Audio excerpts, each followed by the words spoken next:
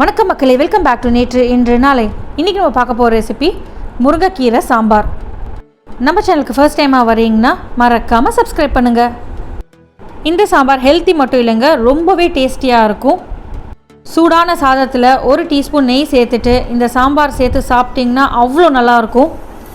ஒரு குக்கரில் 1/2 கப் பருப்பை சேர்த்துட்டு நல்லா வாஷ் பண்ணிக்கோங்க. இந்த வாஷ் பண்ண பருப்பு கூட 2 பெரிய கைப்பிடி அளவுக்கு நல்லா வாஷ் பண்ண முருங்கைக்கீரை இலையை சேர்த்துக்கலாம். கீரையை ஆஞ்சிட்டு நல்லா வாஷ் பண்ணிக்கோங்க, ஏன்னா முருங்கைக்கீரையில் நிறைய குச்சி இருக்கும். இப்போ இந்த பருப்பு கீரை கூட ஒரு 4லேருந்து 5 சின்ன வெங்காயம் சேர்த்துக்கலாம். கீரையும் பருப்பு நல்லா வேகிறதுக்கு ஒரு 1/4 டீஸ்பூன் மஞ்சப்பொடி, அதுக்கப்புறம் 1 டீஸ்பூன் எண்ணெய் சேர்த்துட்டு பருப்பு வேகிறதுக்கு தேவையான அளவுக்கு தண்ணி சேர்த்துக்கலாம். தண்ணி பார்த்திங்கன்னா பருப்பு கீரை முழுகி ஒரு 1/2 இன்ச் மேலே இருக்கணும். நல்லா ஒரு தடவை கலந்து விட்டுக்கோங்க. குக்கர் மூடுறதுக்கு முன்னாடி ஒரு 5லேருந்து 6 பல்லு பூண்டு சேர்த்துக்கலாம். நான் தோலோடு தான் பூண்டு சேர்த்துருக்கேன். இப்போ குக்கரை மூடிட்டு ஒரு 6லேருந்து 7 விசில் விட்டுக்கலாம். அதாவது பருப்பு வேகிற வரைக்கும் நம்ம விசில் விட போகிறோம். பருப்பு வெந்ததுக்கப்புறமா அடுப்பை ஆஃப் பண்ணிவிட்டு ப்ரெஷர் நார்மலாக ரிலீஸ் ஆகிற வரைக்கும் வெயிட் பண்ணலாம். பருப்பு வெந்துட்டான்னு ஒரு தடவை செக் பண்ணிக்கோங்க. அடுத்தபடியாக ஒரு கடாயில் 3 டேபிள் ஸ்பூன் எண்ணெய் சேர்த்துட்டு சூடு பண்ணிக்கலாம். எண்ணெய் சூடானதுக்கப்புறம் 1 டீஸ்பூன் கடுகு, 1/2 டீஸ்பூன் ஜீரகம் சேர்த்துக்கலாம். கடுகு நல்லா பொரியட்டும். அதுக்கப்புறம் ஒரு காஞ்ச மிளகாய் உடச்சிட்டு சேர்த்துக்கோங்க. ஒரு 1/4 டீஸ்பூன் வெந்தயம் சேர்த்துக்கலாம். கீரைக்கு சாம்பாருக்கு வெந்தயம் சேர்க்கும் போது நம்மளுக்கு நல்ல ஃப்ளேவர் கிடைக்கும்.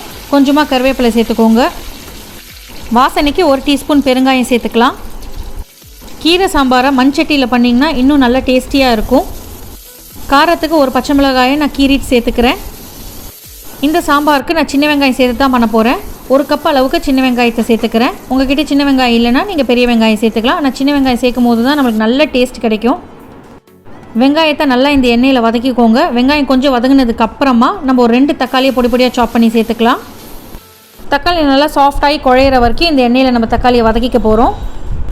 தக்காளி நல்லா வெந்து குழைஞ்சதுக்கு அப்புறமா ஒரு 1/4 டீஸ்பூன்லேருந்து 1/2 டீஸ்பூன் மஞ்சள் பொடி சேர்த்துக்கோங்க. காரத்துக்கு ஒரு 1/2 டீஸ்பூன் மிளகாய் பொடி சேர்த்துக்கிறேன். இந்த சாம்பாருக்கு மேஜர் காரம் பார்த்திங்கன்னா பச்சை மிளகாயிலேருந்து வரும், அதுக்கப்புறம் சாம்பார் பொடியிலேருந்து தான் வரும். ஒரு 3 டீஸ்பூன் அளவுக்கு சாம்பார் பொடி சேர்த்துக்கிறேன், அதாவது 15 கிராம் அளவுக்கு. இப்போ இந்த சாம்பாருக்கு தேவையான அளவுக்கு உப்பு சேர்த்துக்கலாம். இந்த பொடிகள்லேருந்து பச்சை வாசனை போகிறதுக்கு இந்த எண்ணெயிலே இந்த பொடிகளை லோ ஃப்ளேமில் வச்சு சாட்டே பண்ணிக்க போகிறேன். நீங்கள் ஃப்ளேமை ஹையாக வச்சிங்கன்னா இந்த பொடிகள் கீழே போய் அடிப்பிடிச்சிடும். பொடிகள்லேருந்து பச்சை வாசனை போனதுக்கப்புறமா கொஞ்சமாக தண்ணி சேர்த்துட்டு கொதிக்க விட்டுக்கலாம். வெங்காயம் நல்லா வேகிற வரைக்கும் இந்த தண்ணியோடு சேர்ந்து கொதிக்கட்டும். வெங்காயம் நல்லா வெந்து பச்சை வாசனைலாம் போனதுக்கப்புறமா நம்ம வேக வச்சுருந்த அந்த பருப்பு முருங்கைக்கீரை மிக்சரை இதில் சேர்த்துக்கலாம். பருப்பை நான் நல்லா குழையிற அளவுக்கு வேக வச்சுக்கல, மலர்ந்து வரும் இல்லையா, அந்த ஸ்டேஜ் வரைக்கும் தான் வேக வச்சுருக்கேன். குழஞ்சதுன்னா அதோட டேஸ்ட் மாறிடும். பருப்போட பதம் பார்த்திங்கன்னா வெந்திருக்கணும், ஆனால் குழையக்கூடாது. நல்லா கலந்து விட்டு ஒரு 2லேருந்து 3 நிமிஷம் கொதிக்க விட்டுருங்க. எல்லா ஃப்ளேவரும் ஒன்றா மிங்கிள் ஆகட்டும். கொதிச்சதுக்கப்புறமா ஒரு சின்ன நெல்லிக்காய் அளவுக்கு புளியை கரைச்சி ரெடியாக எடுத்து வச்சுக்கோங்க. நம்ம புளி தண்ணியை சேர்த்துக்கலாம். புளியை நான் ஒரு 2-3 தடவை கரைச்சிட்டு தான் சேர்க்குறேன். இப்போ இந்த புளியோட பச்சை வாசனை போகிற வரைக்கும் நம்ம கொதிக்க விட்டுக்கலாம். நம்ம பருப்பு சாம்பார் பொடி சேர்த்துருக்கிறதுனால கொதிக்க கொதிக்க இந்த குழம்பு நம்மளுக்கு நல்லா திக்காகிடும். கடைசியாக இந்த கன்சிஸ்டன்சி அட்ஜஸ்ட் பண்ணுறதுக்கு ஒரு 2 டீஸ்பூன் அளவுக்கு அரிசி மாவை தண்ணியில் கரைச்சிட்டு சேர்த்துக்கோங்க. அரிசி மாவு பார்த்திங்கன்னா ஒரு நேச்சுரல் திக்கனிங் ஏஜென்ட். நம்மளுக்கு குழம்போட குவான்டிட்டியும் நிறைய கிடைக்கும். இப்போ நீங்கள் தண்ணி சேர்த்துட்டு கன்சிஸ்டன்சி அட்ஜஸ்ட் பண்ணிவிட்டு ஒரு 2 கொதி விட்டிங்கன்னா நம்மளோட குழம்பு ஆல்மோஸ்ட் ரெடி ஆகிடும். கடைசியாக அடுப்பை ஆஃப் பண்ணிவிட்டு 1 டேபிள் ஸ்பூன் அளவுக்கு நெய் சேர்த்துக்கலாம். இந்த மாதிரி கடைசியாக நெய் சேர்க்கும் போது குழம்போட ஃப்ளேவரே சூப்பராக இருக்கும்.